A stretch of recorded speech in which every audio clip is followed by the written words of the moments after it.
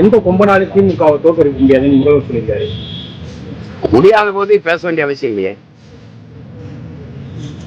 இப்ப யாருமே என்னை வீழ்த்த முடியாதுன்னா நான் தெருவில் நின்றுட்டு எவனுமே என்னை வீழ்த்த யாரோ வாங்கடா அப்படின்னா பயந்து தானே.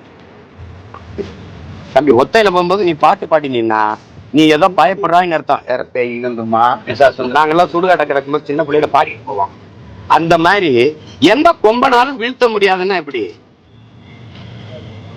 எங்க ஊர்ல புலி வருது எல்லாரும் வந்து என் மேல ஏறி படுத்துக்கிறீங்க அப்படிங்கிற மாதிரி தமிழ்நாட்டுல இருக்கிற எல்லா கட்சியும் கூட கூட்டி வச்சுக்கிட்டு அரை ஓட்டு கா ஓட்டு புள்ளி ஓட்டையெல்லாம் கூட வச்சுட்டாங்க.